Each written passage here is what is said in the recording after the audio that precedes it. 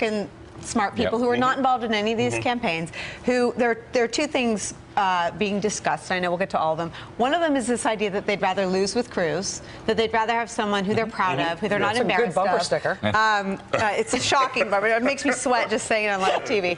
I might break Twitter with that. But that is one depressing line of thinking. And the other is that they make a case for somebody else. I have to tell you, the uproar from all the people who think that they do live in a democracy and that in said democracy they have cast votes for Trump is unimaginable to me. We have given voters the impression that they get to pick the nominee. Now, that may not be true, but we have told a lot of people that that's the case. And there's no way they come around. So that anger that you're describing, though, is that any better if they pick Cruz than it is if they pick somebody who's not running? I don't think so. I mean, I think Cruz actually has more delegates. Cruz can't win either, right? Yeah, so Cruz would have to be picked by the party. I mean, I think they think that Cruz at least has a set of views on policies that might make some. But he's still an anti-small d Democratic choice. Let's remember here, Cruz is picking his voters.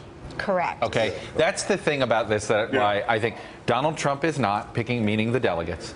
Ted Cruz is making sure he knows who every one of these people are. He's basically going to turn the Republican nominating contest is going to become another version of the Iowa caucuses, right? Where it is really about organization, even more backroom. We had cameras in the Iowa caucuses. Well, we'll have, no, I think in this one they'll have cameras on themselves. The delegates will periscope all this for us. So I think there's truth. I can't wait. But he is picking his own voters in the same way that you do this for a precinct captain with a caucus.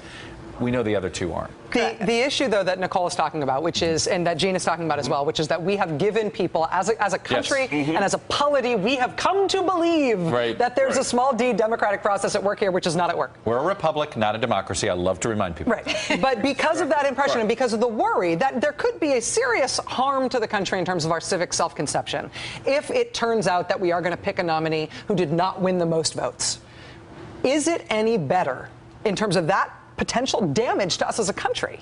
Is it any better to pick Ted Cruz than it is to pick somebody else who's outside the process? Because Ted Cruz can't get there without... But who's voted? You know, look, I'm going to now rail against caucuses, and normally I kind of like them. I don't hate them the way other people hate them too much. But are we really going to say that the most people did pick Trump? We don't know that. We haven't held primaries in the system that 40 exists. States. Well, I understand that, but my point is that we have a system. Well, we have a system, but we're just going to disregard it? I mean, no, it's not being disregarded. It is picking the people that make the ultimate decision.